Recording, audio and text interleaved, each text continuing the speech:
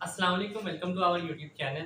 तो आज की इस वीडियो के अंदर यूसेट एंट्री टेस्ट के हवाले से हम बात करेंगे। मुकम्मल तौर पर इस वीडियो के अंदर डिस्कस करेंगे, जो कि आपको पता है पहले पीयूसीआईटी का जो है अपना एंट्री टेस्ट होता था, जिसके हवाले से मैं वीडियो बना भी रहा था। लेकिन अब एचईसी की तरफ से यूसेट जो है वो अनाउंस किया गया जब से, तो पंजाब यूनिवर्सिटी ने जो है वो तमाम डिपार्टमेंट्स के अंदर एडमिशन लेने के लिए यूसेट को जो है वो मैंडेटरी करार दे दिया, लाजमी करार दे दिया है। तो अब आप लोगों को जो है वो ये टेस्ट क्लियर करना पड़ेगा। अब इसका पेपर पैटर्न क्या है, और अगर आप लोगों ने आईसीएस किया है, मेडिकल किया है, या आप लोगों ने प्री इंजीनियरिंग किया है, तो उसके लिए आप लोगों ने किस कैटेगरी के अंदर अप्लाई करना है, कौन सा टेस्ट देना है, ये हम जो है आज की इस वीडियो के अंदर डिस्कस करेंगे। फिर इसकी तैयारी के बारे में भी आपको बताऊंगा कि हम कब से स्टार्ट कर रहे हैं। सबसे पहले मैं आपको बता दूं कि आप लोगों ने जो है इसकी जो रजिस्ट्रेशन करवानी है, उसकी जो फ़ी है वो 1200 है, ठीक है, 1200 है। और वो आपके पास जो लास्ट डेट है रजिस्ट्रेशन करवाने की वो है 12 अगस्त। तो सबसे पहले अगर आप लोगों ने अभी तक रजिस्ट्रेशन नहीं करवाई तो वो करवा दीजिएगा। ये जो टेस्ट है यूसेट का, ये सिर्फ पंजाब यूनिवर्सिटी ही नहीं, बाकी तकरीबन तमाम जो यूनिवर्सिटीज़ हैं गवर्नमेंट लेवल की, वो तमाम यूनिवर्सिटीज़ आपका ये टेस्ट जो है एक्सेप्ट करेंगी। इसके अंदर जो पासिंग मार्क्स आपको कम से कम लेने पड़ेंगे वो 50% यानी 100 मार्क्स का ये आपका पेपर है। तो 50 से आप लोग कम मार्क्स नहीं ले सकते, ठीक है। आपके पास मिनिमम जो आपके पास चांस है वो आप लोगों ने 50 मार्क्स जो है वो गेन करने ही करने हैं, ठीक है। आप लोग फिर ही क्वालिफाई कर सकेंगे आगे एडमिशन के लिए। अब पीयूसीआईटी का इस साल जो है वो एंट्री टेस्ट अपना नहीं होगा, यूसेट ही वो कंडक्ट करेंगे। इसके अलावा अगर आप लोग इंजीनियरिंग में जाना चाहते हैं पंजाब यूनिवर्सिटी की तरफ से, फिर आप लोगों को ई कैट देना पड़ेगा, ठीक है। फिलहाल हम बात करते हैं पीयूसीआईटी की, यानी जिसके अंदर सीएस सॉफ्टवेयर इंजीनियरिंग और आईटी डिपार्टमेंट है। अगर इसमें से आपने कुछ करना है तो आपको यूसेट लाजमी देना पड़ेगा। अब यूसेट की आपके पास कैटेगरीज हैं, जो कि आपको मैं स्क्रीन पर दिखाता हूँ। यूसेट सीएस है, यूसेट एम है, यूसेट ई है। तो इसमें ये है कि अगर आप लोगों ने इंटर के अंदर आईसीएस किया तो फिर आप लोग जो रजिस्ट्रेशन करवाएंगे यूसेट की वो होगी यूसेट सीएस। अगर आप लोगों ने प्री मेडिकल पढ़ा है तो फिर आप लोग जो टेस्ट देंगे वो यूसेट एम का होगा। अब यहाँ पर कन्फ्यूजन ये है कि स्टूडेंट्स पूछ रहे हैं कि अगर हमने बीएससीएस करना है या बीएसआईटी, तो हम यूसेट सीएस देंगे या यूसेट एम, जबकि हमने प्री मेडिकल पहले पढ़ा है। अगर आपने प्री मेडिकल पढ़ा है तो फिर आप लोग यूसेट एम देंगे, ठीक है, यानी मेडिकल। उसका सिलेबस क्या है वो मैं आगे जाके डिस्कस करता हूँ। सीएस का भी, अगर आपने आईसीएस किया, अगर आपने मेडिकल किया या इंजीनियरिंग, सबका सिलेबस मैं आपके साथ शेयर करता हूँ, ठीक है। अब आप लोग अगर प्री मेडिकल के स्टूडेंट्स हैं, देन आप लोग यूसेट एम देंगे, और उसी की बेस के ऊपर आप फिर जब एडमिशन ओपन होंगे, आप पंजाब यूनिवर्सिटी के अंदर सीएस के अंदर या आईटी या सॉफ्टवेयर इंजीनियरिंग, इन तीनों डिपार्टमेंट के अंदर अप्लाई कर सकते हैं। तो देखें, टोटल जो पेपर पैटर्न की बात करें तो 100 मार्क्स का पेपर है। एचईसी की जानिब से ये पेपर लिया जाएगा, जिसके अंदर 75 एमसीक्यूज होंगे, ठीक है। अब इसके अंदर भी जिस तरह पीयूसीआईटी के एंट्री टेस्ट में मैंने आपको बताया था कि क्वांटिटेटिव रीजनिंग के क्वेश्चन आते हैं, तो सेम इसी तरह इसके अंदर भी एक पूरा पोर्शन क्वांटिटेटिव रीजनिंग का 75 एमसीक्यूज में से आपके पास चंद एमसीक्यूज जो है वो एक पूरा पोर्शन क्वांटिटेटिव रीजनिंग के, जिसके 2 लेक्चर्स मैं अपलोड कर चुका हूँ। आगे फिर इसी से आगे जो है आज से ही मैं लेक्चर्स अपलोड करूँगा क्वांटिटेटिव रीजनिंग के रिमेनिंग लेक्चर्स के, ठीक है। उसके बाद आपके पास इसके अंदर सिनोनिम, एंटोनिम और इसके अलावा जो चीज़ें हैं वो मैं अभी आपको स्क्रीन पर दिखा देता हूँ। सेकंड पोर्शन के अंदर आपके पास ऐसे राइटिंग का क्वेश्चन होगा, जिसके अंदर आपके पास पहला जो ऐसे का क्वेश्चन होगा उसमें आपके पास 3 ऐसे होंगे आर्गुमेंट के अंदर, ठीक है। आर्गुमेंट बेस्ड ऐसे हैं, वो क्या होते हैं वो भी मैं आपको नेक्स्ट वीडियो के अंदर एक्सप्लेन कर दूंगा कि आपने इस ऐसे को किस तरह से लिखना है। आपके पास ऑप्शन होगा कि आप उर्दू में लिखना चाहते हैं उर्दू में लिखें, और इंग्लिश में लिखना चाहते हैं तो आप इंग्लिश में भी लिख सकते हैं। 3 ऐसे आएंगे आर्गुमेंट बेस के, आपने एक अटेम्प्ट करना होगा 15 मार्क्स का। उसके बाद आपके पास नैरेटिव बेस ऐसे आएगा, वो भी आपके पास 3 आएंगे, आपने एक उसमें से जो है वो अटेम्प्ट करना होगा, और ये आपके पास होगा 10 मार्क्स का। यानी ये यूसेट के अंदर जो आपका सेकंड पार्ट होगा वो आपके पास 2 ऐसे पर मुश्तमिल होगा, एक आर्गुमेंट बेस्ड ऐसे और दूसरा आपके पास नैरेटिव बेस्ड ऐसे।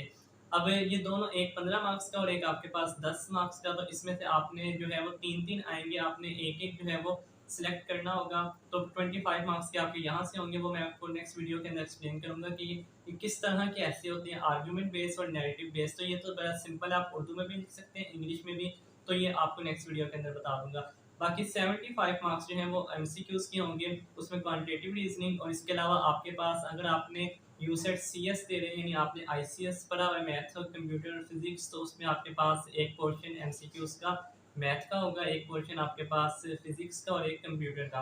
अगर आपने प्री मेडिकल पढ़ी है तो आपके पास जो सब्जेक्ट्स इलेक्टिव थे आपके, जैसे फिजिक्स, बायो आपके पास और केमिस्ट्री, और अगर प्री इंजीनियरिंग आपने पढ़ी है इंटर के अंदर, देन आपके पास एक पोर्शन होगा फिजिक्स, केमिस्ट्री और मैथ का। यानी आपने जो भी सब्जेक्ट्स रखे थे इंटरमीडिएट के अंदर, तो तो आपको इन 75 मार्क्स में से उन 3 का जो आपके सब्जेक्ट्स होते हैं इलेक्टिव, ठीक है? अगर एफएससी प्री मेडिकल की, इंजीनियरिंग की, आईसीएस जो आपके इलेक्टिव सब्जेक्ट्स है उसका एक पूरा-पूरा पोर्शन आएगा, 10-10 एमसीक्यूज़ उनके आएँगे, ठीक है? और ये आपको तकरीबन वही मैट्रिक और इंटर लेवल के जो आपने पहले टॉपिक्स पढ़े हुए हैं, आपने उनकी तैयारी स्टार्ट कर देनी है। 28 को आपका पेपर है, ठीक है? तो उसी के जो है वो बेसिक्स आसान से एमसीक्यूज़ आएँगे।